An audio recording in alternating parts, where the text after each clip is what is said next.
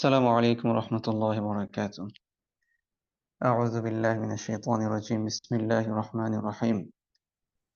الله لا إله إلا هو الحي القيوم لا تأخذه سنة ولا نوم له ما في السماوات وما في الأرض من ذا الذي يشفع عنده إلا بإذنه يعلم ما بين أيديهم وما خلفهم ولا يحيطون بشيء من علمه إلا بما شاء وسع كرسيه السماوات والأرض ولا يؤوده حفظهما وهو العلي العظيم. صدق الله العظيم. اللهم صل على محمد وعلى آل محمد كما صليت على إبراهيم وعلى آل إبراهيم إنك حميد مجيد. اللهم بارك على محمد وعلى آل محمد كما باركت على إبراهيم وعلى آل إبراهيم إنك حميد مجيد. رب زدني علما رب زدني علما رب اشرح لي صدري ويسر لي أمري واحلل عقدة من لساني يفقه قولي.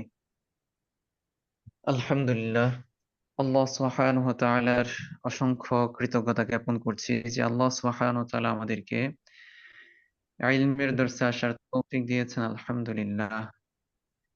প্রিয় ভাইরা সবাই কেমন আছেন? আলহামদুলিল্লাহ। ওস্তাদ জি, আপনি ভালো আছেন? আলহামদুলিল্লাহ, আল্লাহ সুবহানাহু ওয়া তাআলার ফজল করম ভালো আছি। আলহামদুলিল্লাহ। আমার কথা কি স্পষ্ট আছে? জি, স্পষ্ট শুনতে আলহামদুলিল্লাহ, পাচ্ছেন? ক্লিয়ারলি শোনা যাচ্ছে। আলহামদুলিল্লাহ। আচ্ছা, ঠিক আছে। যদি কোনো প্রকার অসুবিধা হয় আমাকে জানাবেন ইনশাআল্লাহ। কারণ হচ্ছে আমি একটু গ্রামে আসছি তো এমনি হচ্ছে লোডশেডিং চলছে খুব বেশি। তো নেটওয়ার্কে যদি কোনো প্রবলেম হয় বা কথা যদি অস্পষ্ট আসে আমাকে একটু জানাবেন ইনশাআল্লাহ। ঠিক আছে? ও, ইনশাআল্লাহ। তো ঠিক আছে। আহ আপনাদের আজকে হচ্ছে এটিআই। তো এটিআই তে হচ্ছে ওস্তাদ কি স্ক্রিন শেয়ার করেন? জি ওস্তাদ জি, শেয়ার করেন, মাঝে মাঝে আচ্ছা জি, শেয়ার কি করেন সরকার? প্রয়োজন হলে। আচ্ছা, ঠিক আছে। উম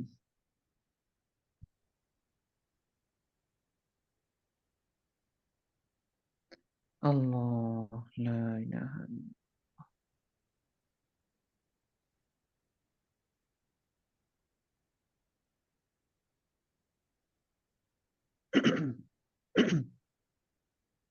দেখতে পাচ্ছেন? জি আলহামদুলিল্লাহ। ওস্তাদ জি, একটু স্ক্রিনটা যদি একটু বড় করা যেত। আসলে আমি হচ্ছে মোবাইলে শেয়ার আহ করছি। মোবাইলে জয়েন করেছি। তো ঠিক আছে, তো মোবাইল থেকে ওই যে ভার্টিক্যালি দেখা যায় ভালো। জি ওস্তাদ জি, জি। জি, জি। জি? জি ওস্তাদ জি, ইটস ওকে, যাদের দরকার আমি ডেস্কটপে দেখছি, আমি জুম করে নিচ্ছি, আচ্ছা, আর ঠিক মোবাইলে আছে। পরিপূর্ণ দেখা যাবে ইনশাআল্লাহ। আচ্ছা, ঠিক আছে। তো আলহামদুলিল্লাহ। আজকে হচ্ছে আমরা খুবই গুরুত্বপূর্ণ একটা বিষয় নিয়ে হচ্ছে আলোচনা করব ইনশাআল্লাহ। আল্লাহ সুবহানাহু ওয়া তাআলার শুকর যে আল্লাহ সুবহানাহু ওয়া তাআলা আমাদেরকে আ দ্বীনের বুঝ দিয়েছেন এবং হচ্ছে ইলম শিখার জন্য এখানে নিয়ে আসছেন। আলহামদুলিল্লাহ। আসলে আমরা বর্তমান সময়ে আ এমন একটি সময়ে বসবাস করছি যে সময়টা আসলে ফিতনা হচ্ছে প্রবল। তো ফিতনা খুব সহজেই মানুষের মধ্যে ছড়িয়ে পড়ছে। তো আগে একটা সময় দেখা যেত যে মানে কারো একটা মতবাদ বা হচ্ছে মানে কারো একটা হচ্ছে আ কি বলে বা কোনো গবেষণা এটা হচ্ছে মানুষের মধ্যে পৌঁছাতে অন্তত ৫০ বছর বা ৩০ বছর বা হচ্ছে আরো বেশি সময় লেগে যেত বা ১ শতাব্দী পরে জানতো মানুষ যে গত শতাব্দীতে হচ্ছে এমন একটা আ এটা হয়েছে। ইতিহাস তাই বলে।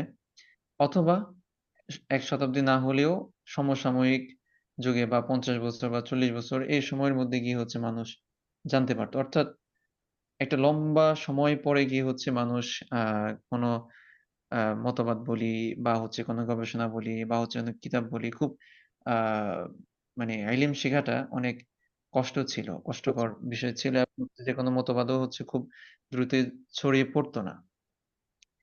কিন্তু বর্তমানে সময় আমরা এমন একটা সময়ে বসবাস করছি যে সময়টা হচ্ছে মানুষ মানে বলে বলে না যে পুরা গ্লোবালটা হচ্ছে একটা ভিলেজ হয়ে গেছে। অর্থাৎ একটা গ্রামের মতো হয়ে গেছে। মানে চাইলেই মানুষ এখন যেকোনো মানে বিশ্বের এক প্রান্ত থেকে অন্য প্রান্ত চলে যেতে পারে। সেটা হোক মানে আ শারীরিকভাবে অথবা সেটা তার মানে কি বলে এটাকে? আ ভার্চুয়াল। ভার্চুয়ালি যেকোনোভাবে হতে পারে। তো যাই হোক, তো বর্তমান সময়ে ফিতনা ছড়িয়ে পড়ার বড় একটা উপাদান হচ্ছে বা উপকরণ হচ্ছে আ আপনার ইন্টারনেট। ঠিক আছে? বড় একটা উপকরণ হচ্ছে কি? ইন্টারনেট। ইন্টারনেটের মাধ্যমে আমরা যেমন হচ্ছে অনেক বেশি উপকার মানে হাসিল করতে পারি। বিপরীত দিক থেকে তার অনেকগুলো ক্ষতিকর দিকও আছে। এবং মানুষজন মানে আ মোস্ট মা পিপল হচ্ছে আপনার কি করছে? তারা ক্ষতির যে দিকটা আছে সেটাকেই তারা গ্রহণ করে নিয়েছে এবং হচ্ছে সেটাকে তারা বেছে নিয়েছে এবং সেটাই তারা করছে। তো আ যেটা বলা সেটা হচ্ছে যে এই ইন্টারনেট থেকে আসলে দিন ইলম শিক্ষা করা। ঠিক আছে? আজকে আমরা আসলে যতগুলো মতবাদ দেখি বা যত বাতিল ফিরকা দেখি, তাদের আসলে বড় একটা অংশ, বড় একটা প্রচারণার অংশ কিন্তু হচ্ছে এই ইন্টারনেট। জি ওস্তাদ জি। তারা তাদের ইন্টারনেটের মাধ্যমে তারা তাদের বাতিল যে মতবাদ আছে, সেটাকে হচ্ছে তারা কি করছে? সমাজে রন্ধ্রে, রন্ধ্রে ছড়িয়ে দিচ্ছে। তো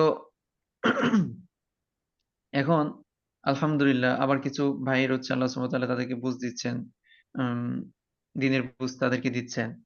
তো যার পরিপ্রেক্ষিতে তারাও হচ্ছে ইলম শিখার চেষ্টা করেন।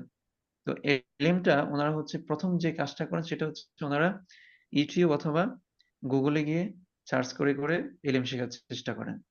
যেমন অজুর ফরজ বা হচ্ছে আপনার এই মানে বিভিন্ন শরীয়তের বিভিন্ন বিষয় তারা কি করেন? YouTube, Google থেকে তারা নেয়ার চেষ্টা করেন। তো যার কারণে দেখা যায় যে অ্যা আপনার একই বিষয়ে ২ জন আলেমের মানে মত ভিন্ন হওয়া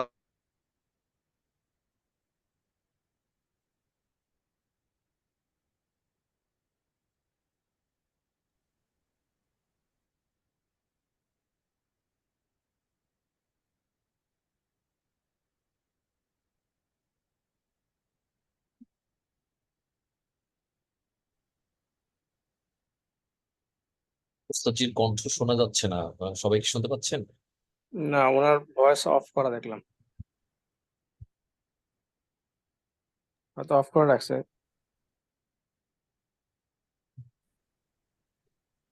তো যেটা বলছিলাম আ উস্তাদ জি মাঝখানে মিউট হয়ে গেছিলেন। হ্যাঁ, আমি মিউট করেছিলাম। তো আ যেটা বলছিলাম আ বাতিল ফিরকাগুলো হচ্ছে খুব সহজেই তারা ইন্টারনেটের মাধ্যমে তাদের যে প্রোপাগান্ডা আছে সেগুলো হচ্ছে তারা কি করছে? ছড়িয়ে দিচ্ছে এবং তারা তাদের যে মিথ্যা প্রোপাগান্ডা গুলো এমনভাবে ছড়াচ্ছে যে আজকে আমাদের মুসলিম আ মানে মুসলমানদের ঈমান ধরে রাখাটাও আসলে কি হয়ে যাচ্ছে? কষ্টকর হয়ে যাচ্ছে। একটা বিষয় মিথ্যা একটা বিষয়কে এমনভাবে তারা সমাজে এস্টাবলিশ করছে, বিশেষ করে Facebook বা YouTube। এখন তো হচ্ছে মানুষ ইলেকট্রনিক মিডিয়া আ হয়তো দেখে কিন্তু আগের মতো না। তো বিশেষ করে হচ্ছে তারা মানুষ যেহেতু Facebook, YouTube বা Google, Instagram এগুলোর সাথে যুক্ত। তো এগুলোর মধ্যে হচ্ছে এগুলির মাধ্যমে তারা তাদের বিভিন্ন বাতিল প্রপাগান্ডা কি করছে? ছড়াচ্ছে। আবার বিপরীত দিক থেকে দেখা যায় যে আ আপনার বিদআতি কিছু মানুষ বা বিদআতি কিছু আলেমদেরকে দেখা যায় যে তারা তাদের বিদআতি কর্মকান্ডগুলোকেও হচ্ছে তারা কি করছে? এই তাদের Facebook ওয়ালে বা হচ্ছে YouTube এ তারা শেয়ার করার কারণে মানুষও সেগুলোকে গ্রহণ করে নিচ্ছে। তো তো এখন এই যে একেবারে দ্বীনের মধ্যে নতুন আসছে, যার আসলে দ্বীনের ব্যাপারে কোনো জ্ঞান নেই, সে যখন ওই কি বলে এটাকে কোনো ইসলামের কোনো বিষয় জানার জন্য সত্যিকার অর্থে মানে জ্ঞান নেয়ার জন্য সে কি করে সার্চ করে, যখন দেখা যায় বিদআতি কোনো আলেমের লেকচার তার সামনে আসছে, তখন আসলে সে তো মনে করে যে মানে সে একজন আলেম। ঠিক আছে? তখন কি করে? সে তার বয়ান শুনে, বক্তব্য শুনে। তো এভাবে একটা সময় আ কি হয়? সে আ মানে বিদআতিদের দলভুক্ত হয়ে যায়। নিজের অজান্তেই সে তার ঈমানটাকে হারিয়ে ফেলে। তো এটা কেন হয়েছে? সেটা হয়েছে যে সে যে ইন্টারনেট থেকে যে জ্ঞান নিয়েছে, সে সেই মানে পদ্ধতিটা আসলে সঠিক না হওয়াতে, মানে জ্ঞান নেওয়াটা নিষেধ নিষেধ না।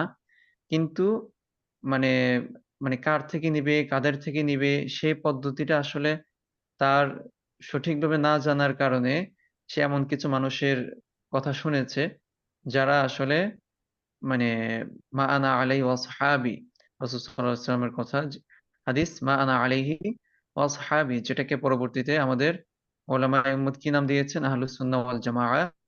তো আহলুস সুন্নাহ ওয়াল জামাআহর কি বাহিরে।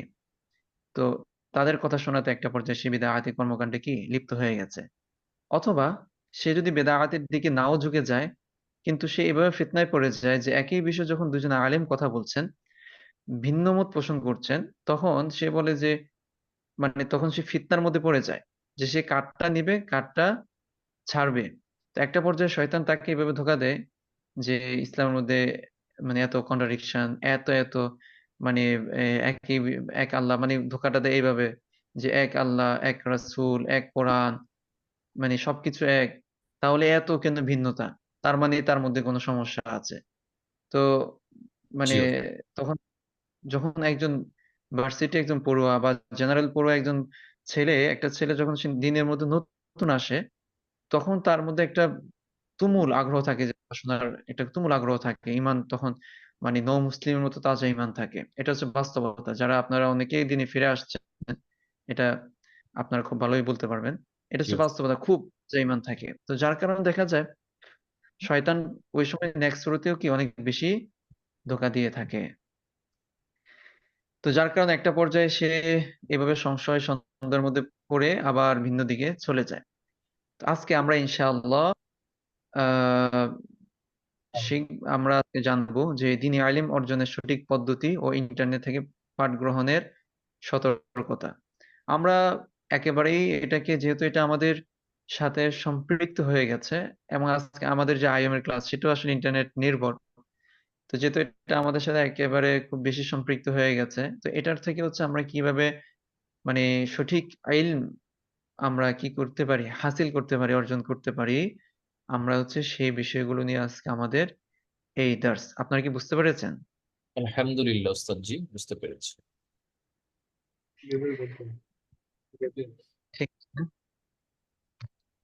দ্বীনি ইলম অর্জনের সঠিক পদ্ধতি ও ইন্টারনেট থেকে পাঠ গ্রহণে সতর্কতা। ইদানিংকালে দিন মানতে আগ্রহী অনেক ভাইয়েরা ইসলামের বিধানাবলী জানতে ইন্টারনেটের আশ্রয় নিচ্ছেন। ইসলাম সম্পর্কে জানার আগ্রহ অবশ্যই প্রশংসনীয়, কিন্তু যেকোনো ধরনের জ্ঞান আহরণের জন্য জ্ঞানার্জনের সঠিক মানহাজ বা পদ্ধতি অনুসরণ অতি আবশ্যিক কি বিষয়। বিষয়। জ্ঞানার্জনের সঠিক ও প্রাচীন পদ্ধতি হচ্ছে ছাত্র শিক্ষক হিসেবে শেখা ও শেখানো। এটা মানে শুধু প্রাচীন পদ্ধতি না, এই পদ্ধতি আজও পর্যন্ত বিরাজমান, এবং এই ছাত্র শিক্ষক সরাসরি ছাত্র শিক্ষক থেকে শিখবে, এই পদ্ধতি কেয়ামত পর্যন্তই কি থাকবে চলবে ইনশাআল্লাহ। ইনশাআল্লাহ। কারণ যে পদ্ধতিতে রাসূল সাল্লাল্লাহু আলাইহি সাল্লাম ইলম পেয়েছেন, যে পদ্ধতিতে রাসূল সাল্লাল্লাহু আলাইহি সাল্লাম ওহী পেয়েছেন, সুতরাং সেই পদ্ধতি থেকে আরো উত্তম উৎকৃষ্ট পদ্ধতি আর কিছু হতে পারে না। ঠিক আছে? যতই মানে একেবারে সর্বদিক থেকে, এটা শুধুমাত্র ইলম হাসিলের দিক থেকে না, সর্বদিক থেকে এটা হচ্ছে কি মূলনীতি, যে যে পদ্ধতিতে রাসূল সাল্লাল্লাহু আলাইহি সাল্লাম ইলম পেয়েছেন, বা যে পদ্ধতিতে রাসূল সাল্লাল্লাহু আলাইহি সাল্লাম সমাজ চালিয়েছেন, যে পদ্ধতিতে রাসূল সাল্লাল্লাহু আলাইহি সাল্লাম সাহাবায়ে কেরামকে শিক্ষা দিয়েছেন, যে পদ্ধতিতে রাসূল সাল্লাল্লাহু আলাইহি সাল্লাম রাষ্ট্র পরিচালনা করেছেন, যে পদ্ধতি রাসূল সাল্লাল্লাহু আলাইহি সাল্লাম হচ্ছে আপনার আল্লাহর হুকুম বাস্তবায়ন করেছেন, সেই পদ্ধতিই হচ্ছে সবচেয়ে উৎকৃষ্ট পদ্ধতি। সেই পদ্ধতিই হচ্ছে আ সবচেয়ে বেশি একজন ঈমানদার, কি বললাম? একজন ঈমানদার, একজন মুসলমানের কাছে যে তার ঈমানকে, যে নিজেকে সমর্পণ করেছে আল্লাহর কাছে, যে রাসূল সাল্লাল্লাহু আলাইহি সাল্লামের সুন্নাহ গুলোকে মেনে নিয়েছে, তার কাছে রাসূলের আদর্শের বাহিরে আর কোন আদর্শ হতে পারে না। বুঝে আসছে? আলহামদুলিল্লাহ উস্তাদ। এটা সর্বদিক থেকে সর্বক্ষেত্রে, সর্বক্ষেত্রে একই কথা। যে রাসূল সাল্লাল্লাহু আলাইহি সাল্লামের আদর্শের বাহিরে, সাহাবায়ে কেরামের আদর্শের বাহিরে আর ভিন্ন কোন আদর্শ, ভিন্ন কোন পদ্ধতি তার থেকে, হ্যাঁ, কোন জিনিস হয়তো মানে সহজ হতে পারে, কিন্তু তার থেকে উত্তম এবং উৎকৃষ্ট কি হতে হবে পারে না। না। তার উত্তম, উৎকৃষ্ট এবং হচ্ছে মানুষের জন্য সবচেয়ে বেশি উপকারী হবে না। সহজ হতে পারে কিন্তু উপকারী হবে না। আচ্ছা, তো আহ, ছাত্র কি শিক্ষক শেখাবেন, ছাত্র শিখবে। শিক্ষকের সামনে হাঁটু গেড়ে বসে জ্ঞান অর্জন করাই জ্ঞান অর্জনের মৌলিক পদ্ধতি। আমাদের আদি পিতা আদম আলাইহিস সালাম থেকে শুরু করে আজ অব্দি জ্ঞান অর্জনের এই ধারা চলমান। আল্লাহ রাব্বুল আলামিন আদম আলাইহিস সালামকে কিছু বাক্য শেখানোর মাধ্যমেই মানব ইতিহাসে জ্ঞান অর্জনের সূচনা হয়। যেমন হাদিসে জিব্রাইলে আছে, আপনারা জানেন কিনা, হাদিসে জিব্রাইল নাম শুনেছেন? জি আলহামদুলিল্লাহ শুনেছি উস্তাদ। অর্থাৎ হ্যাঁ, রাসূল সাল্লাল্লাহু আলাইহি সাল্লাম কাছে হযরত জিবরিল আলাইহিস সালাম আসছিলেন। তো তখন জিবরিল আলাইহিস সালামের বসার ধরন ছিল কি? ফাআসনাদা রুকবাতাইহি ইলা রুকবাতাইহি ওয়া ওয়াদাআ কাফাইহি আলা ফাখিযাইহি। অর্থাৎ নিজের হাঁটুকে রাসূল সাল্লাল্লাহু আলাইহি সাল্লামের হাঁটুর সাথে মিলিয়ে কি বসেছেন। তো এটাই হচ্ছে সবচেয়ে মৌলিক এবং উৎকৃষ্ট পদ্ধতি। তো এভাবে প্রিয় রাসূলকে আলাইহিমুস সালাতু ওয়াসসালাম আল্লাহ রাব্বুল আলামিন শিক্ষক হিসেবে শিক্ষা দিয়েছেন। এবং প্রত্যেক নবী ও রাসূল তাদের শিষ্যদের এভাবে শিক্ষা দিয়েছেন। আমাদের নবী মুহাম্মদ সাল্লাল্লাহু আলাইহি সাল্লাম ও তার সাহাবায়ে কেরামগণকে রাদিয়াল্লাহু আনহুম আজমাইন এভাবেই দিন শিক্ষা দিয়েছেন। শিক্ষক ও ছাত্রের মাধ্যমে জ্ঞানের যে বিকাশ হয়, যা তুলনামূলক শুদ্ধ ও হৃদয়ঙ্গম হয়ে থাকে, অন্যান্য সিস্টেমে জ্ঞানের এমন বিকাশ ও শুদ্ধতা অর্জিত হয় না।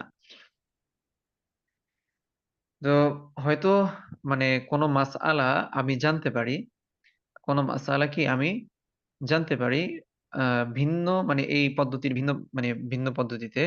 কিন্তু ডিপলি যে জ্ঞানের যে গভীরতা, সেটা হয়তো আমি কি জানতে পারবো না।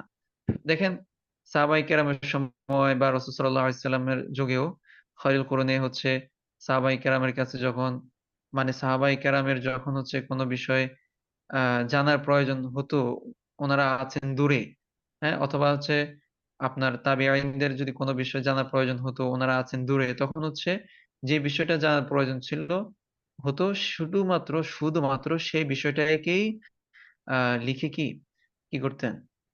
আ আপনার জেনে নিতেন। আ আ জেনে নিতেন, যার কাছে পাঠানো উদ্দেশ্য ছিল তার কাছে কি পাঠিয়ে দিতেন। তো এটাই যে আমরা হচ্ছে ইন্টারনেট থেকে আমরা শিখতে পারলে হচ্ছে কি শিখতে পারবো, হয়তো কিছু মাসআলা আমরা শিখতে পারবো। কিন্তু আ জ্ঞানের যে গভীরতা সেটা হচ্ছে আমরা আ এখান থেকে খুব বেশি একটা পাবো না আরকি। আচ্ছা, উম কোথায় যেন? জি ওস্তাদ আচ্ছা, জি। বক্তার মুখ থেকে কিছু শেখা আর ক্লাসের শিক্ষকের কাছ থেকে শেখার মধ্যে পার্থক্য বিদ্যমান। একটি বক্তৃতায় আলোচ্য বিষয়ে অনেক কথাই আসে। সব কথা বক্তা অধ্যয়নের আওতাভুক্ত নাও হতে পারে। আবার বক্তৃতার মজলিসগুলো প্রায় দীর্ঘ হয়ে থাকে। অপরদিকে ক্লাসে শিক্ষকের লেকচার সাধারণত সীমিত সময়ের ভিতরে হয়ে থাকে। পাশাপাশি পাঠ্য বিষয়ের আদ্যোপান্ত অধ্যয়ন একজন শিক্ষকের আবশ্যিক দায়িত্বের মধ্যে পড়ে। পাঠ্য বিষয়ের ক্ষুদ্রাতিক্ষুদ্র আলোচনাও শিক্ষককে পড়ে আসতে হয় ভালো করে। কোন শিক্ষক যদি তার ব্যত্যয় ঘটান, তাহলে তিনি দায়িত্ব সঠিকভাবে পূরণ না করার কারণে দোষী সাব্যস্ত হবেন। পাঠ্য বিষয়ের যে বই ক্লাসে পড়ানো হচ্ছে তাতে কোনো ভুল বা অসম্পূর্ণ তথ্য থাকলে সেটাও শিক্ষক ছাত্রদের জানিয়ে দেন। এতে করে কালো অক্ষরে লেখা সব কথাই অকপটে বিশ্বাস করার যে মানসিকতা, তা থেকে ছাত্ররা বেঁচে যায়। তথ্য সংগ্রহের সতর্কতার মনোভাব তাদের মধ্যে জেগে ওঠে। আর এভাবে তথ্য বিভ্রাট থেকে মুক্ত হয়ে সঠিক জ্ঞান আহরণ করার সৌভাগ্য অর্জিত হয়। আমাদের দেখা যায় যে আ অনেক সময় আমরা যখন কোনো বই পড়ি তো বা কোনো কিতাব পড়ি, তখন আ কি করি আমরা ঢালাওভাবে লেখক যা বলছে, যদি কোনো বড় লেখক হয় তাহলে লেখকের নামের উপর মুগ্ধতা, মানে একটা তো আছেই। তার উপরে হচ্ছে লেখকের নামের উপরে লেখক যা বলছে সবগুলোকে হচ্ছে কি করতে থাকি, মানে গিলতে থাকি। ঠিক আছে? তো নিজে, নিজে পড়লে যেটা হয়, তো দেখা যায় যে যদি মানে লেখকের যদি এমন কোনো চিন্তা থাকে যেটা ঈমান বিধ্বংসী, যদি লেখকের এমন কোনো চেতনা থাকে যেটা আসলে ইসলামের সাথে সাংঘর্ষিক, তখন মানে আমি আমার নিজের অজান্তেই হচ্ছে কি এমন চিন্তা বা এমন হচ্ছে ফিকির আমি লালন করছি যেটা আমাকে মানে ইসলাম থেকে কি করছে? দূরে সরিয়ে দিচ্ছে। কারণ ওই যে এখানে বইয়ের মধ্যে যে কালো অক্ষরে যে লেখাগুলো আছে কোনটা সঠিক কোনটা বেঠিক সেই যাচাই বাছাই করার ক্ষমতা তো আমার মধ্যে নেই। ঠিক না?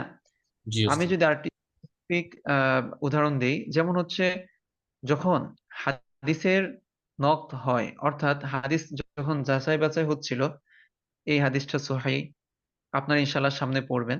এই হাদিসটা হাসান, এই হাদিসটা মাওযু, এই হাদিসটা দঈফ। তো এটা কিভাবে করেছিলেন আমাদের ইমামরা কিভাবে করেছিলেন? এটা হচ্ছে আ আ মা কি বলে উস্তাদদের তত্ত্বাবধানে থেকেই হচ্ছে উনারা এভাবে হাদিসগুলোর মান নির্ণয় করেছেন। ঠিক আছে? উস্তাদের তত্ত্বাবধানে থেকে হাদিসগুলোর মান কি করেছেন? নির্ণয় যাচাই। করেছেন। ঢালাওভাবে উনারা এই হাদিসকে গ্রহণ করেননি। একেবারে হচ্ছে উস্তাদ তত্ত্বাবধান থেকে উনারা এই হাদিসের মানগুলো কি করেছেন? নির্ণয় করেছেন। কিন্তু বিপরীত দিক থেকে দেখা যাচ্ছে যারা একটু নিজে, নিজে পড়াশোনা করে নিজে হচ্ছে পড়াশোনা করে কোন ওস্তাদ ছাড়া পড়াশোনা করে হচ্ছে কোন গবেষণা আ বা কোন প্রবন্ধ তৈরি করে ফেলেছে বা এমন কোন কাজ করেছে। দেখা যাচ্ছে যে যেটার মধ্যে মানুষের উপকার হলেও ক্ষতির দিকটা আসলে অনেক বেশি, মানে বেশি পরিমাণ থেকে যায়। ঠিক আছে? মানে মানুষের কিছু দিক উপকার আছে। তার এই বিষয়ে তার গবেষণাতে সে ওস্তাদ ছাড়া গবেষণা করছে। তো এটাতে কিছু উপকার থাকলেও ক্ষতির দিকটা কি অনেক বেশি হয়ে যায়। এজন্য ইনশাআল্লাহ আমরা প্রত্যেকেই এই ইয়েটা করি যে আমরা আ অনলাইনে তো আলহামদুলিল্লাহ আমরা পড়ছি। তো যদি অফলাইনে যদি সুযোগ হয়, অনলাইন অফলাইন ২ টাই ইনশাআল্লাহ আমরা কি করার চেষ্টা করব? কন্টিনিউ করার চেষ্টা করব ইনশাআল্লাহ। ইনশাআল্লাহ। আচ্ছা, জ্ঞানার্জনের সবচেয়ে কঠিন ও গুরুত্বপূর্ণ বিষয় হচ্ছে শিক্ষক নির্বাচন। এটা খুবই এবং জটিল বিষয়, শিক্ষক নির্বাচন। ওই যে বললাম যে একজন তো দেখছেন যে উনি তো হুজুর। হ্যাঁ? উনারও তো টুপি আছে, উনারও তো দাড়ি আছে। উনিও তো কোরআন হাদিসের কথা বলে। তো এখন হচ্ছে আমি কেন উনার কথাটা গ্রহণ করব না? তো এই বিষয়গুলো খুবই জটিল, খুবই জটিল বিষয়। যখন মানে আমাদের দেশীয় যদি বক্তাদের কথা বলি, এমন অনেক বক্তা আছে যারা হচ্ছে মানে বক্তৃতার মঞ্চের মধ্যে মানে আপনার হচ্ছে গান করে বেড়ায়, নাচানাচি করে বেড়ায়। তারপরে হচ্ছে আপনার আজান দেয়, এই করে সেই করে, মানে শুধু ওই গজল গায়। তো যার কারণে আবার হচ্ছে পাগড়িও পরে। তো এখন কিছু মানুষ তো আছে অবশ্যই যে তাদের কি করছে? অনুসরণ করছে। ঠিক আছে? তো একটা তো হচ্ছে আপনার মানে আহলে হকের কিছু বক্তা আছে যারা মানে তাদের কোনো ইলম কালাম কিছুই নেই। তারা হচ্ছে এই কাজগুলো করে বেড়াচ্ছে। আরেকটা হচ্ছে বিদআতীদের পক্ষ থেকেও এমন কিছু বক্তা আছে যারা এই কাজগুলো করে বেড়াচ্ছে। এখন তাদেরকেও কিছু মানুষ অনুসরণ করছে। এখন যে মানুষগুলো তাদেরকে অনুসরণ করছে তাদেরও তো এটা কথা যে আ আমি কিভাবে হচ্ছে কি করব? মানে সে তো হুজুর, আপনি যেমন হুজুর, সে তো হুজুর। এখন মানে কোন কথা বলতে গেলে যেই কথাটা আমাদের সবচেয়ে বেশি শুনতে হয় সেটা হচ্ছে যে হুজুরদের মধ্যে মিল মানে নেই। কি মিল নাই বা হুজুরদের মধ্যে সমস্যা ইত্যাদি বিভিন্ন বিষয় ইয়ে করতে হয়। এজন্য মানে শিক্ষক নির্বাচনের ক্ষেত্রে মানে আপনার খুবই সতর্কতা অবলম্বন করতে হবে। হুম? ইস্তেখারা করতে হবে অনেকদিন। আচ্ছা, যার হাত ধরে আপনি জ্ঞানের অথৈধ সমুদ্রে যাত্রা করবেন, তার জ্ঞান যদি ভুল বা অসম্পূর্ণ হয়, তাহলে আপনি মাঝ পথে ডুবে যাবেন। তাই শিক্ষক নির্বাচন খুবই সতর্ক থাকা জরুরি। বিশিষ্ট তাবিঈ মুহাম্মদ ইবনে সিরিন রাহিমাহুল্লাহ বলেন, নিশ্চয় এই ইলম দ্বীনের আওতাভুক্ত, অতএব তোমরা কার কাছ থেকে জ্ঞান আহরণ করছো তার সম্পর্কে ভালো করে জেনে নাও। একজন ছাত্র সাধারণত তার শিক্ষককে আইডল হিসেবে গ্রহণ করে, তার পথ ও মতকে অবচেতন মনেই আঁকড়ে ধরে এবং সেই অনুযায়ী তার জীবন পরিচালনা করে। এজন্যই আপনি যদি আহলুস সুন্নাহ ওয়াল জামাআর আদর্শে আদর্শবান কোন শিক্ষকের শিষ্যত্ব লাভ করেন, তাহলে আপনি দ্বীন ইসলামের সঠিক শিক্ষায় শিক্ষিত হবেন। পক্ষান্তরে আপনার শিক্ষক যদি আহলুস সুন্নাহ ওয়াল জামাআর আদর্শ থেকে বিচ্যুত হন, তাহলে আপনি খুব সহজেই ভ্রান্তির শিকার হবেন। ভুল ও বিভ্রান্ত শিক্ষা আসন গেড়ে বসবে আপনার মন মগজে। তাই যেনতেন ব্যক্তিকে শিক্ষক হিসেবে নির্বাচন করবেন না। এতে আপনার দিন দুনিয়া ক্ষতিগ্রস্ত হবে। মুহাম্মদ ইবনে সিরিন রাহিমাহুল্লাহ বলেন, সাহাবায়ে কেরাম রাদিয়াল্লাহু আনহুম আজমাইন সনদ সম্পর্কে জিজ্ঞেস করতেন না। কিন্তু যখন ফিতনার অর্থাৎ খাওয়ারিজদের মানে ফিতনার দুয়ার খুলে গেল, তারা সনদ জিজ্ঞাসা শুরু করলেন। তারা বলতেন, তোমরা বর্ণনাকারীর নাম বলো। যদি দেখা যেত বর্ণনাকারী আহলুস সুন্নাহ ওয়াল জামাআর অন্তর্ভুক্ত, তাহলে হাদিস গ্রহণ করতেন। পক্ষান্তরে বর্ণনাকারী আহলুস সুন্নাহ ওয়াল জামাআর বহির্ভূত কোনো বিদআতি হলে তারা প্রত্যাখ্যান করতেন তার বর্ণনা। তো আহ দেখেন, সাহাবায়ে কেরাম যারা হচ্ছে সোনার মানুষ, যাদেরকে রাসূল সাল্লাল্লাহু আলাইহি সাল্লাম নিজ হাতে তারবিয়া করেছেন, সেই মানুষগুলো পর্যন্ত একটা পর্যায়ে গিয়ে তারা হাদিসের আহ কি বলে রাভি সম্পর্কে মানে জিজ্ঞাসা শুরু করলো। হাদিসের রাভি, রাভি মানে হচ্ছে বর্ণনাকারী। হাদিসের রাভি বা সনদ সম্পর্কে হচ্ছে ওনারা জিজ্ঞাসা শুরু করেছেন। কেন? সতর্কতা। আজকে আমাদের দেশে সতর্কতা একদম নেই, একদম নেই। আমাদের দেশে মানে ইদানিং আমি যে বিষয়টা খেয়াল করছি, সে বিষয়টা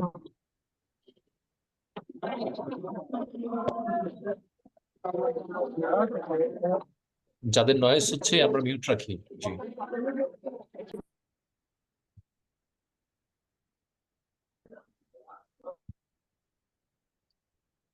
আচ্ছা, আহ সিয়ারবার একটু খেয়াল করবেন ইনশাআল্লাহ। তো যেটা বলছিলাম সেটা হচ্ছে যে বর্তমান সময়ে আমরা তো আসলে আবেগী জাতি। বাঙালিদের মধ্যে সবচেয়ে বেশি যে জিনিসটা কাজ করে বাংলাদেশীদের মধ্যে, সেটা হচ্ছে আবেগ। অর্থাৎ শরিয়ার মানে শরিয়া হচ্ছে আসলে আমাদের কাছে এখনো পর্যন্ত ইম্পর্টেন্ট কোন জিনিস হয়ে ওঠেনি। আবেগটাই হচ্ছে আমাদের কাছে ইম্পর্টেন্ট হয়ে আসছে। যার কারণে আমরা আজকে মানে আমাদের আবেগটা যদি মানে এমন হয় যেটা মানে আপনার মানে মানে কি বলে এটাকে হারামের কাছাকাছি, তারপরে হচ্ছে এটা আমার কাছে গুনাহ মনে হচ্ছে না। আমি যদি একটু উদাহরণ দিই, সেটা হচ্ছে যে দেখেন, আহ বর্তমান এই ট্রেন্ডে বাংলাদেশের সময় হচ্ছে আপনার কিছু বক্তাদের কথা বলি, আপনারা আসলে কেউ ভিন্নভাবে নেবেন না। এগুলো আসলে বাস্তবতা। আপনারা খুবই, যদি আমার সাথে কেউ ভিন্ন মত পোষণ করতেই পারেন, তাতে আমার মানে আপত্তি থাকবে না বা থাকার কথা নয়। তো সমস্যা সমস্যা নাই, হাদিসে তো বলছে যে সেই সময় বক্তা বেড়ে যাবে, সমস্যা নেই। তো আমরা এখন দেখতে পাই যে কিছু বক্তা আছে যারা হচ্ছে টিকটকে আইডি খুলে তারা তাদের বক্তৃতার চুম্বক অংশকে, যেটাকে আমরা বলতে পারি হচ্ছে আপনার মোটিভেশন টাইপ কোনো কথাকে তারা কি করছে বলছে, বা মা বাবার খেদমতের কথা বা এমন কোনো কথা। তো পরবর্তীতে তারাই হচ্ছে এগুলোর উপর আবার আপনার ইমোশন মিউজিক দিচ্ছে, ঠিক আছে? নাউজুবিল্লাহ। আবার এটাকে হচ্ছে আপনার বিভিন্ন সাইটে তারা ছেড়ে দিচ্ছে। এটা কেন? রিলসও বানাচ্ছে এরকম, জি জি। রিলসও বানাচ্ছে, ইউটিউবে আছে এরকম, এদের জন্য ইউজ করা যায় না। রিলস বানাচ্ছে। তো এই যে এই যে তারাও তো হুজুর, মানে তাদেরও তো হচ্ছে কি আছে, আপনার দাড়ি ফ্যান টুপি বেজ আছে, আছে। তারা জুব্বা আছে, তাদের কিছু ফ্যান ফলোয়ার আছে। এখন এই যে তারা যে কাজটা করছে, এটা কি শরীয়ত কি কোনোভাবেই কি গ্রাহ্য করছে বা শরীয়তে কি কোনোভাবে এটা এলাও? জি না। মানে এটা যদি সুস্থ মস্তিষ্কে যদি এটা আমি চিন্তা করি, কিন্তু মানে সে মানে এমন মানে এমন কিছু কথাগুলো কেমন ভাবে বলে পরবর্তীতে হচ্ছে এটাকে আবার এডিট মেডিট করে ইমোশন মিউজিক দিয়ে হচ্ছে যখন ছেড়ে দিচ্ছে, আপনি যখন এখানে আবার বলতে যাচ্ছেন যে ভাই আপনি কেন এগুলো শুনছেন, এটা তো শোনা ঠিক না, কেন আপনি এটা শুনছেন, তখন আপনি যাকে কথা বলছেন সে আপনার উপরে ঝাঁপিয়ে পড়ছে। হ্যাঁ, আপনি বেশি বোঝেন, আপনি বেশি বুঝলে গিয়ে হচ্ছে আপনি গিয়ে বয়ান করেন, আপনি এখানে কেন, ঠিক আছে, ইত্যাদি ইত্যাদি। অর্থাৎ আহ, ইত্যাদি ইত্যাদি অনেক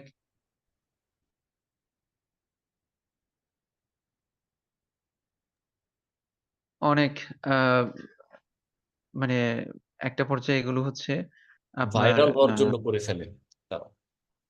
হ্যাঁ হ্যাঁ, ভাইরাল হওয়ার জন্য আসলে মূলত তারা এসব কাজগুলো করে। তো যাই হোক, তো যেটা বলছিলাম যে দেখেন ওই যে মানে তাদের কিছু অনুসারী তাদেরকে অনুসরণ করছে, সমাজে ফিতনা ছড়াচ্ছে।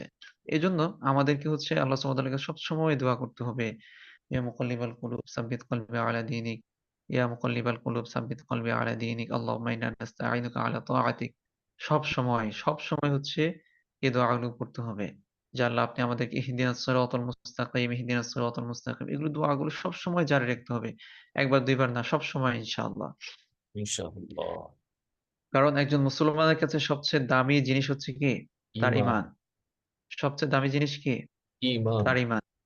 আজকে এ সময়ে যত বাতিল ফিরকা আছে বা এ সময়ে না, একেবারে হচ্ছে মানে আল্লাহ সুবহানাহু ওয়া তাআলা নবী রাসূল পাঠানোর পর থেকে শয়তানের একটা মিশন, একটা ভিশন, সেটা হচ্ছে যে সে মানুষকে পথভ্রষ্ট করবে, সে মানুষের ঈমানকে হরণ করবে। সে আল্লাহ সুবহানাহু ওয়া তাআলার কাছে এ ওয়াদা করে আসছে। আল্লাহ সুবহানাহু ওয়া তাআলাকে সে চ্যালেঞ্জ জানিয়ে দিয়েছে, যেটা আমরা কোরআন খুললেই কি দেখতে পারি। এবং আল্লাহ সুবহানাহু ওয়া তাআলাও বান্দাকে পরীক্ষা করার জন্য শয়তানকে কি ইবলিসকে সুযোগ দিয়েছে। তো যার পরিপ্রেক্ষিতে আমরা দেখতে পাই যে ঈমান হরণকারী যত গোষ্ঠী হোক, মানে তাদের মানে যত লেবাসেই তারা আসুক, যত নামেই তারা আসুক না কেন, তাদের একটা একটা সময় গিয়ে তাদের উদ্দেশ্য কি হয়ে যায়? প্রকাশ হয়ে যায়। আচ্ছা, দেখেন, শিক্ষক আহলুস সুন্নাহ ওয়াল জামাআর অন্তর্ভুক্ত হওয়ার পাশাপাশি তিনি সংশ্লিষ্ট বিষয়ে অভিজ্ঞ, আদর্শবান হন কিনা জানার জন্য কয়টি বিষয় খেয়াল করা জরুরি। তার আপনার শিক্ষকের শিক্ষককে মানে আপনার শিক্ষকের শিক্ষককে তা জানতে হবে।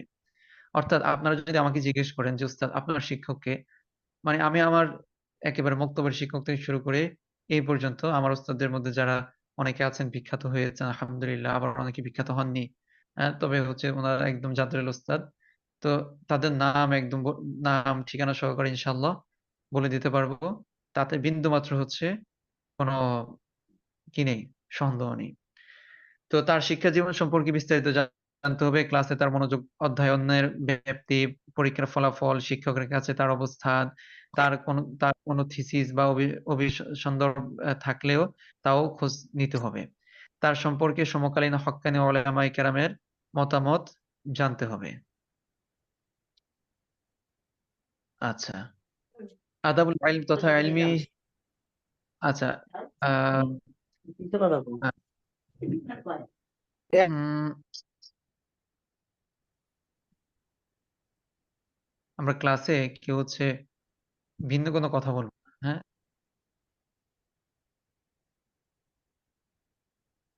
আচ্ছা, কয়েকজন একটু হোস্ট হতে হবে, একটু হ্যান্ড রেজ করেন দেখি।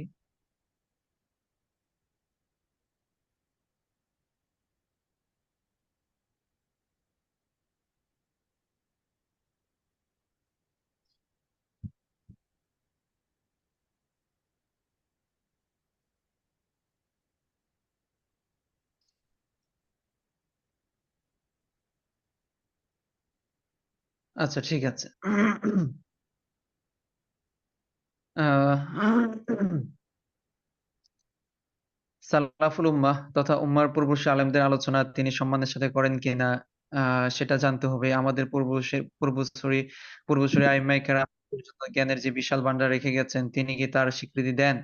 ইলমের এই আমানত আমাদের কাছে পৌঁছানোর লক্ষ্যে তাদের সুদীর্ঘ সফর, ক্ষুধার অসহ্য জ্বালা, রাত জেগে জ্ঞান অর্জন সহ যে সকল অসম্ভব কষ্ট করেছেন, তিনি কি সেজন্য তাদের প্রতি কৃতজ্ঞ হন, নাকি তথ্য প্রযুক্তির উৎকর্ষের যুগে নিজের জ্ঞানকে তাদের থেকে বেশি মনে মনে করেন? খোঁজ নিবেন। এগুলো তো আসলে মানে আহ, আমাদের উলামাই উম্মাহ, আমাদের ইমামরা যে কাজ ওনারা আমাদের জন্য করে গিয়েছেন, জাযাহুমুল্লাহু আহসানাল জাযা, জাযাহুমুল্লাহু আন্না আহসানাল জাযা। আল্লাহ সুবহানাহু ওয়া তাআলা আমাদের পক্ষ থেকে ওনাদেরকে আসলে অনেক অনেক জাযা দান করেন।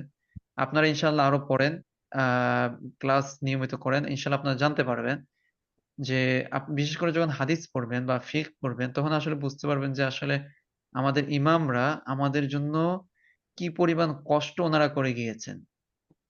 মানে এমন এমন বিষয়ে ওনারা সমাধান দিয়েছেন, সুবহানাল্লাহ বিহামদি, মনে হয় যেন এই সমাধানটা এই কিছুদিন আগে দেওয়া হয়েছে, মানে সমসাময়িক কোনো বিষয়কে উনি দেখে দেখে মনে হয় যেন সমাধান দিয়েছেন, বা এমন কোনো উসুল, এমন কোনো মূলনীতি ওনারা বলে গিয়েছেন। আল্লাহু আকবার। তথ্য প্রযুক্তির উৎকর্ষের এই যুগে ইন্টারনেটের বহুল ব্যবহার হচ্ছে। ইন্টারনেট ব্যবহার করেন না এরকম মানুষের সংখ্যা নিতান্তই কম। দিন দিন ইন্টারনেটের ব্যবহার সহজ ও গতিময় হচ্ছে, ফলে অনেকে ইন্টারনেট থেকে বিভিন্ন মাধ্যমে জ্ঞান আহরণের চেষ্টা করছেন। এক্ষেত্রে কোনো নিয়ম নীতি অনুসরণ না করে দেদারসে তথ্য সংগ্রহ করছেন, ফলে সীমা লঙ্ঘন ও বাড়াবাড়ির শিকার হচ্ছেন। অনেকেই ভুল বা অসম্পূর্ণ তথ্যের উপর ভিত্তি করে অন্যের সাথে দাম্ভিকতা দেখাচ্ছেন, লিপ্ত হচ্ছেন অহেতুক বাকবিতণ্ডায়। বিষয়টি বড়ই দুঃখজনক। এগুলো হচ্ছে, অহরহ হচ্ছে। আসুন ইন্টারনেট থেকে সঠিক পন্থায় জ্ঞান অর্জনের জন্য কিছু কিছু টিপস অনুসরণ চেষ্টা করি। ইন্টারনেট থেকে আমরা অনেকে বিভিন্ন আর্টিকেল বা পিডিএফ বুক ডাউনলোড করি। সেক্ষেত্রে লক্ষণীয় বিষয় হচ্ছে আর্টিকেলের তথ্যগুলো উৎসমূল অনুসন্ধান করা। আর্টিকেলে উল্লিখিত তথ্য সঠিক কিনা জানার জন্য এই পন্থা অনুসরণ অতি জরুরি। আর পিডিএফ বুক মূল বইয়ের সাথে মিলিয়ে নিবেন। এভাবে অনুসন্ধানী মানসিকতা নিয়ে পড়লে তথ্য বিভ্রাট থেকে বাঁচা সহজ হবে। তিরমিজি শরীফের একটি হাদিস উল্লেখ করতে গিয়ে কোন এক ভাই আলী ইবনু মাদিনী রাহিমাহুল্লাহর কথাকে নবীজির হাদিসের সাথে মিলিয়ে দিয়েছেন। তিরমিজি শরীফ খুলে নিশ্চিত হই, অথচ উৎসমূল অনুসন্ধান না করলে কত বড় তথ্য বিভ্রাটে ফাঁকে পড়ার আশঙ্কা ছিল। আর এখানে বিষয়টা হচ্ছে যে দেখা যাচ্ছে অনেক সময় মানে আপনার পিডিএফ আছে কিন্তু মূল বইটা আপনি পাচ্ছেন না। তো পিডিএফটা তো পড়ে নিলেন, তো আহ যদি সম্ভব হয় যে মূল বই বা পিডিএফ মানে দুইটাই যদি সংগ্রহ করা সম্ভব হয়, তাহলে দুইটাই কি করবেন, সংগ্রহ করবেন। এখন এখানে একটা বিষয় হচ্ছে যে উস্তাদ, মানে পিডিএফ যদি মানে বইটা যদি 500 পৃষ্ঠার হয়, পিডিএফটা 500 পৃষ্ঠার, তো এই দুইটাতে মিলাইতে মিলাইতে তো আমার অনেক সময় এখানে নষ্ট হয়ে যাবে। এখানে মানে আপনাকে লাইন বাই লাইন আপনাকে মিলাতে হবে না, বা মিলানো জরুরিও না। আপনি এই যে মানসিকতাটা রাখছেন যে মানে আপনি ইয়েকে পিডিএফ এবং বই উভয়টা মিলাবেন, এই যে মানসিকতা আপনি রাখছেন, এই মানসিকতাটাই হচ্ছে আপনাকে কি করবে, এই মানসিকতাটাই হচ্ছে আপনাকে বিভিন্ন ধরনের ফিতনা থেকে বাঁচাবে ইনশাআল্লাহ। বুঝে আসছে? আলহামদুলিল্লাহ। আবার আবার অনেকে হচ্ছে আবার এদিক থেকে কি করেন, বাড়াবাড়ির শিকার হন। বাড়াবাড়িটা হচ্ছে এমন যে মানে আহ ধরেন কোন নির্ভরযোগ্য কোন আলেম যদি কোনো কথা বলেন, ধরে নেন আমাদের আমির তাইম হাফিজাহুল্লাহ হযরত মাওলানা আব্দুল মালিক সাহেব, ধরেন কোনো কথা বলেছেন, তো ওনার কথাও মানে আমি একেবারে কি করব না, আহ মানে যাদের এই সে যোগ্যতা আছে যে হুজুরের কথাগুলোকে যাচাই বাছাই করবেন তো করবেন, সমস্যা নেই। কিন্তু যারা এমন মুহাক্কিক আলেম, মুদাক্কিক আলেম, যাদের ব্যাপারে ওলামায়ে উম্মাহর কি আছে, স্বীকৃতি আছে যে ওনারা আহ অযৌক্তিক দলিলবিহীন কোনো কথা ওনারা বলেন। বলেন না, ওনারা লিখেন না। তো এখন অনেক ভাই দেখা যায় যে বাড়াবাড়ি করতে গিয়ে ওনাদের মানে ওনাদেরকে পর্যন্ত কথা, উনি কি সহিহ হাদিস থেকে বলছেন, জি উনি ওস্তাদ, কি জি।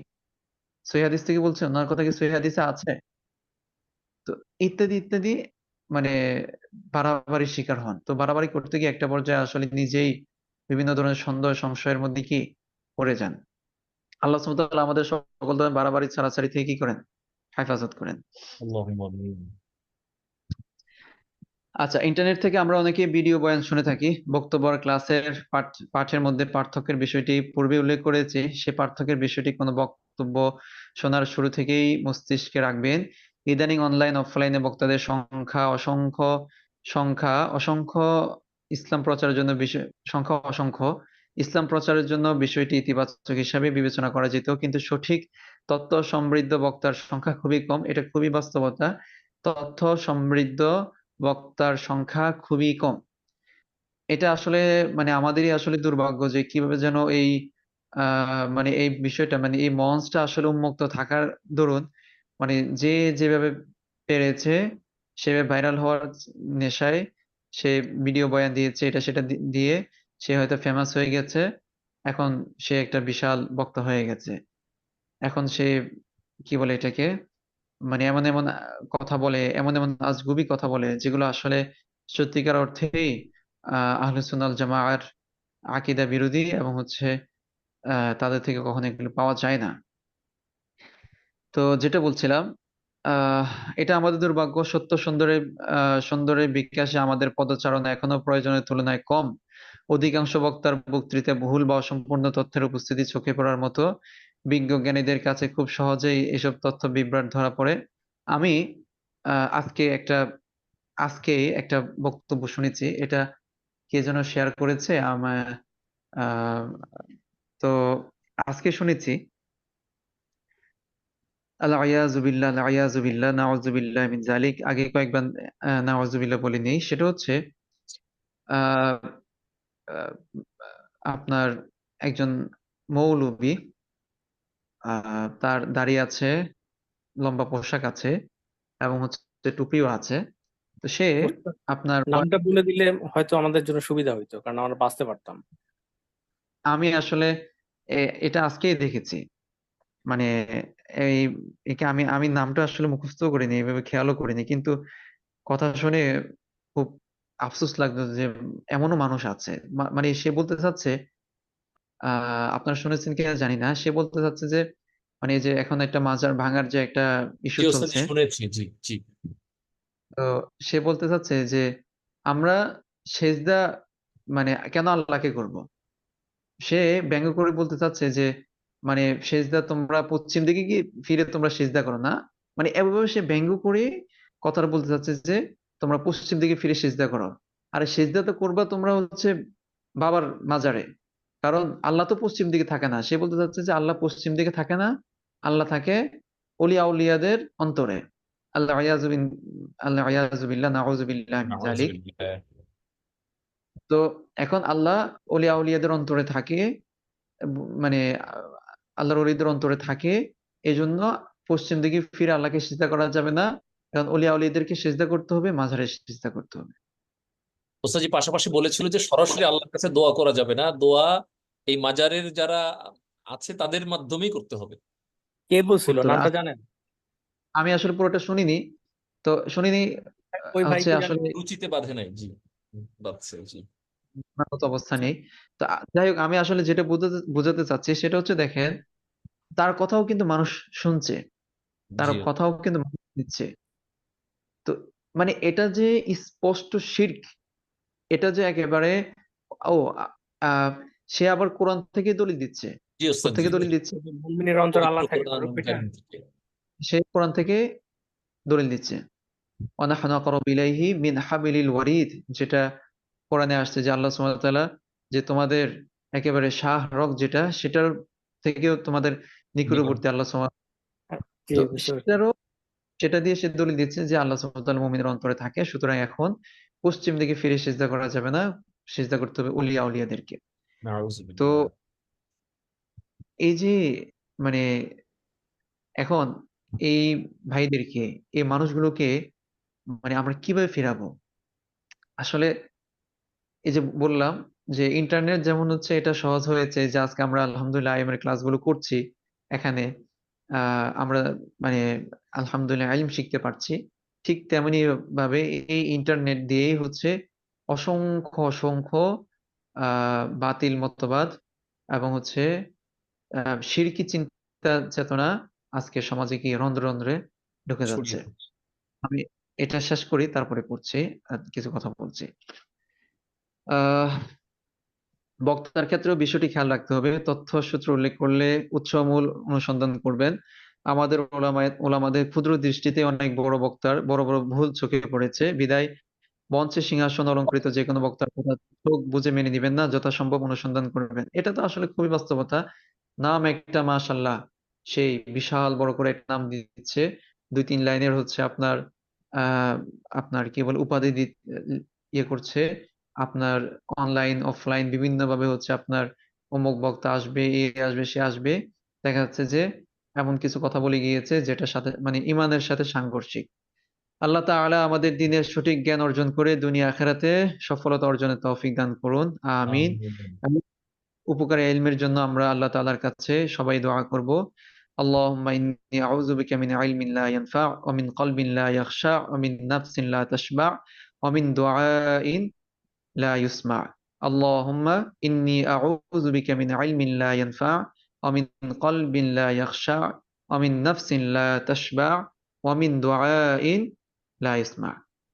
তো হাদিসে রাসূল সাল্লাল্লাহু আলাইহি সাল্লাম যেখানেই হচ্ছে আপনার আহ ইলমের জন্য দোয়া করেছেন, হাদিসে আসছে হাদিসে আসছে মানে হচ্ছে মানে রাসূল সাল্লাল্লাহু আলাইহি সাল্লাম যেখানেই হচ্ছে আপনার ইলমের জন্য দোয়া করেছেন, সেখানেই ইলমের সাথে সাথে নাফিআন, নাফিআ এই শব্দটাকেও কি করেছেন, উল্লেখ করেছেন। আপনারা ইনশাআল্লাহ আমার এই কথাটাকে অবশ্যই যাচাই করে নেবেন, এই কথাটাকে সঠিক কিনা, যে রাসূল সাল্লাল্লাহু আলাইহি সাল্লাম যেখানে ইলম নিয়ে দোয়া করেছেন সেখানে কি আল্লাহ সুবহানাহু ওয়া তাআলার কাছে কি উপকারী ইলমই কি চেয়েছেন। বুঝে আসছে? আলহামদুলিল্লাহ। আল্লাহুম্মা ইন্না নাসআলুকা ইলমান নাফিআ ওয়া আমালান মুতাকাব্বালা ওয়া রিজকান তাইয়্যিবা। এখানে আছে আল্লাহুম্মা ইন্নী আউযু বিকা মিন ইলমিন লা ইয়ানফা। এমন হচ্ছে এমন আরো মানে এমন অনেক জায়গা আছে যে রাসূল সাল্লাল্লাহু আলাইহি সাল্লাম যেখানে ইলমের জন্য দোয়া করেছেন সেখানে উপকারী ইলমের সাথে সাথে উপকারী উপকারী শব্দটাকে উল্লেখ করে দিয়েছেন। আবার আমলের ক্ষেত্রে একই কথা, যে আহ কোরআনে কারিমে আসছে, আপনারা সূরা শুরার মধ্যে আছে 25 নম্বর পারা 2 নম্বর পৃষ্ঠায়, রব্বি আউজি'নি আন আশকুরা নি'মাতাকা আল্লাতী আন'আমতা আলাই ওয়া আলা ওয়ালিদাই ওয়া আন আ'মালা সালিহান তারদাহু ওয়া আন আ'মালা সালিহান তারদাহু। অর্থাৎ এখানে আল্লাহ সুবহানাহু ওয়া তাআলার কাছে আমরা মানে প্রার্থনা করছি যে আল্লাহ সুবহানাহু ওয়া তাআলা যেন আমাদেরকে আদখিলনি বিরহমাতিকা ফি ইবাদিকা সলিহিন, মানে সলিহ বান্দা যারা তাদের দলভুক্ত করে নেন, এবং হচ্ছে আমাদের মানে সৎ আমল করার তৌফিক দান করেন। এখানে শুধুমাত্র সৎ আমল না, আমলে সলিহা না, আমলে সলিহাটা এমন হতে হবে যে আমলে সলিহাটার প্রতি আল্লাহ সুবহানাহু ওয়া তাআলা সন্তুষ্ট। ওয়া আন আ'মালা সলিহান তারদাহু, যে আপনি আমাকে তৌফিক দেন এমন আমলে সলিহার মানে এমন আমল করার, এমন সৎ আমল করার, তার দহু যার প্রতি হচ্ছে আপনি কি সন্তুষ্ট। সন্তুষ্ট। সুতরাং শুধুমাত্র ইলম না, মানে ইলম হাসিল করলে হবে না, আমার ইলমটা হতে হবে উপকারী ইলম। আবার শুধুমাত্র হচ্ছে আমল না, আমলটা হতে হবে সলিহ, আমলটা হতে হবে রাসূল সাল্লাল্লাহু আলাইহি সাল্লামের আমল মোতাবেক, সাহাবায়ে কেরামের আমল মোতাবেক। এবং আমল এই আমলের সলিহটা আল্লাহ সুবহানাহু ওয়া তাআলার এই আপনার কি বলে এটাকে সন্তুষ্টি মানে হতে হবে, সন্তুষ্টির কারণ হতে হবে। দেখেন, কেউ হচ্ছে আপনার সলাত আদায় করলো, একেবারে রাসূল সাল্লাল্লাহু আলাইহি সাল্লামের মানে যত সুন্নত আছে সকল সুন্নতকে সে নিয়ে হচ্ছে সলাত আদায় করেছে, কিন্তু তার অন্তরের মধ্যে ছিল অহংকার। কিসের? বা তার অন্তরের মধ্যে ছিল হচ্ছে আপনার আপনার লোক দেখানো, ইরাআতুন নাস, লোক দেখানোর মানে মানুষ দেখবে এমন কিছু। তাহলে বলেন, তার এই যে আমলটা সে যে করেছে, এত সুন্নত দিয়ে, এত মুস্তাহাব দিয়ে, এত কিছু দিয়ে সে আমলটা অনেক সুন্দর করে ওযু করেছে, অনেক সুন্দর করে সালাত পড়েছে, কিন্তু তার নিয়ত ঠিক না থাকার কারণে এটা কি আল্লাহ সুবহানাহু ওয়া তাআলার সন্তুষ্টি মোতাবেক সে আমল করতে পেরেছে? জি না ওস্তাদ, জি। পারেনি। তো এই জন্য ইনশাআল্লাহ আমরা ইলম শিখবো, ইলমটা যেন হচ্ছে আমার উপকারী হয়, সে চেষ্টা, সে দোয়া সবসময় সবসময় করবো। বিশেষ করে এই দোয়াটা তো অবশ্যই করবো ইনশাআল্লাহ, ইনশাআল্লাহ। সকাল সন্ধ্যায়। আল্লাহুম্মা ইন্নী আউযু বিকা মিন ইলমিন লা ইয়ানফা ওয়া মিন কলবিন লা ইয়াখশা ওয়া মিন নাফসিন লা তাশবা ওয়া মিন দুআইন লা ইউসমা ওয়া মিন দুআইন লা ইউসমা। আল্লাহুম্মা ইন্নী আউযু বিকা মিন ইলমিন লা ইয়ানফা ওয়া মিন কলবিন লা ইয়াখশা। হে আল্লাহ, আমি আপনার কাছে পানা চাই এমন ইলম থেকে যা কোনো উপকার করে না, এবং এমন হৃদয় থেকে যা আপনার আযাবকে ভয় করে না, এবং এমন মন থেকে যা পরিতৃপ্ত হয় না। অমিন নাফসিন লা তাশবা, এমন মন যা পরিতৃপ্ত হয় না। অমিন দুআইন লা ইউসমা, এবং এমন দোয়া থেকে যা কবুল করা হয় না। অর্থাৎ আহ মানে আমার আমি দোয়াটা কেমন ভাবে, হাদিসে আসছে রাসূল সাল্লাল্লাহু আলাইহি ওয়াসাল্লাম বলছেন, ইন্নাল্লাহা লা ইয়াকবালু দুআ আন আন কলবিন তাফিহিন, আও কামা আলাইহিস সালাতু ওয়াসসালাম। অর্থাৎ আল্লাহ সুবহানাহু ওয়া তাআলা এমন বান্দার দোয়া কবুল করেন না যে দোয়ার মধ্যে কি থাকেন, অমনোযোগী থাকেন, দোয়ার মধ্যে অমনোযোগী থাকেন। এই জন্য ইনশাল্লাহ আমরা যা বলা হলো, আল্লাহ সুবহানাহু ওয়া তাআলা এগুলোর উপর আমাদেরকে পরিপূর্ণরূপে আমল করার তৌফিক দান করেন। তো আমিন। প্রিয় ভাইরা, আসলে আমরা একটা অতিক্রম করছি, একটা হচ্ছে বিশাল, শুরুতেই আমি বলেছি, ইমান বিধ্বংসী একটা সময়। চারদিকে ফিতনা আর ফিতনা, মহা ফিতনা, মহা ফিতনা। এমন ফিতনা যে ফিতনাতে মানে আমি আমার ইমানকে ধরে রাখা, এই জেনারেশনের ইমানকে ধরে রাখা সবচেয়ে চ্যালেঞ্জের বিষয় হয়ে উঠেছে এখন এই সময়টা। ইমানকে ধরে রাখা, ইমানকে মানে আপনার, বিশেষ করে হচ্ছে সেকুলারিজমের যে প্রভাব আমাদের সমাজে লেগেছে, সেকুলারিজমের যে ভয়াবহতা আমাদের সমাজে রন্ধ্রে রন্ধ্রে ঢুকে যাচ্ছে, সেটা ইসলামিক স্কলার থেকে শুরু করে সাধারণ মুসলমান পর্যন্ত। আজকে আমরা বিজয় ইসলামের বিজয়, এই কি জিনিস সেটা আমরা আজকে ভুলতে বসেছি। আজকে আমরা সব শান্তিপূর্ণ সহাবস্থানের কথা বলতে বলতে ইসলামের বিজয় কি, ইসলাম কিভাবে বিজয় হয়, আল্লাহর হুকুমত কি, আল্লাহর জমিনে লিল্লাহি মিরাসুস সামাওয়াতি ওয়াল আরদ, যে এই আসমান জমিনের যে মিরাস একমাত্র যে আল্লাহ সুবহানাহু ওয়া তাআলার, আল্লাহ সুবহানাহু ওয়া তাআলার প্রতি যে আমাদের একেবারে শক্ত ঈমান, যে আল্লাহ সুবহানাহু ওয়া তাআলা শুধু আমাদেরকে খাওয়ান না, আল্লাহ সুবহানাহু ওয়া তাআলা আমাদের সবকিছুর মালিক, এই জমিনের মালিক। আজকে এই ফিতনাময় সময়ে আমরা এই এগুলোর সম্মুখীন হচ্ছি। অর্থাৎ এই আমি আমল করব আমার ব্যক্তিগত, আমার সকল কার্যক্রম চলবে আপনার শয়তানের চাহিদা মতো। তো এই জন্য আপনাদের কাছে হচ্ছে একটা ইয়ে থাকবে, সেটা হচ্ছে যে আমরা এই ফিতনাতে গা ভাসিয়ে দিব না। এই ফিতনার এই সময়ে আমরা কি করব না, আহ মানে খুব বেশি আহ কি বলা যায় এটাকে, এমন কোনো কাজ করব না যেটা হচ্ছে আমার ইমানের জন্য ক্ষতির কারণ হয়। আবারও বলছি, ইমান আসলে সবার আগে। আপনার ইমানকে মজবুত রাখতেই হবে, ইমানকে আপনার ধরে রাখতেই হবে। আপনি আহ আল্লাহ সুবহানাহু ওয়া তাআলা ইহুদীদের ব্যাপারে বলছে, আফাতুমিনুনা বিবাদ ওয়া তাকফুরুনা বিবাদ, তোমরা কিতাবের কিছু অংশে তোমরা কি করছো, ঈমান আনতেছো, আবার আবার তার কিছু অংশের মধ্যে তোমরা আহ কি বলে কুফরি করতেছো। তো এই যে অবস্থা, ইহুদিদের যে অবস্থা, আল্লাহ সুবহানাহু ওয়া তাআলা আসলে এই ইহুদিদের বা বনি ইসরাইলের আলোচনা কোরআনে সবচেয়ে বেশি করেছেন কেন? আমাদের শিক্ষার জন্য, আমাদের শিক্ষার জন্য। আজকে দেখা যাচ্ছে যে বনি ইসরায়েলের মধ্যে যে দোষগুলো ছিল, আজকে ওলামায়ে এই উম্মার মধ্যে অনেক বেশি এগুলো কি জেঁকে বসেছে, অনেক বেশি জেঁকে বসেছে। আমরা হচ্ছে এখন এমন একটা অবস্থায় আছি, খুবই দুঃখ লাগে, খুবই কষ্ট লাগে। এগুলো আসলে ইনশাল্লাহ বলবো সামনের ক্লাসে, ইনশাল্লাহ বা কোনো ক্লাসে বলবো। তো এটা হচ্ছে কথা যে আমরা ইনশাআল্লাহ আমাদের ইমানকে শক্তপোক্ত রাখবো, ইমানকে মজবুত রাখবো, কোনোভাবে যেন শয়তান আমাদেরকে আহ কি কর ইমান থেকে যেন আমাদের খারিজ করে দিতে না পারে, সেই প্রচেষ্টা ইনশাআল্লাহ সবসময় করব। আর ইয়া মুকাল্লিবাল কুলুব সাব্বিত কলবি আলা দীনিক, এই দোয়াটা সবসময় পড়বো। আমি কার থেকে ইলম নিচ্ছি, কার থেকে আমি ইলম হাসিল করছি, সেই আহ দিকটা ইনশাআল্লাহ অনেক বেশি খেয়াল রাখবো ইনশাআল্লাহ। ঠিক আছে, ইনশাআল্লাহ। ইনশাআল্লাহ। শেষ পর্যন্ত আপনাদের কারো কোনো প্রশ্ন আছে কিনা 1 মিনিটের মধ্যে করে ফেলতে পারেন।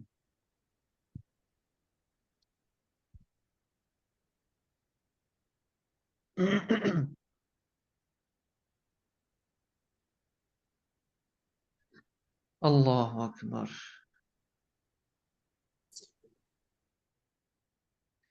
ঠিক আছে, তাহলে আমি লিভ নিচ্ছি। আহ যা বললাম আল্লাহ সুবহানাহু ওয়া তাআলা আমাদেরকে সেগুলোর উপর আমল করার তৌফিক দান করেন। ঠিক আছে। আসসালামু আমিন। আলাইকুম ওয়া রাহমাতুল্লাহি ওয়া বারাকাতুহু। ওয়ালাইকুম আসসালাম ওয়া রাহমাতুল্লাহ। রহমতুল্লাহি ওয়া বারাকাতুহু।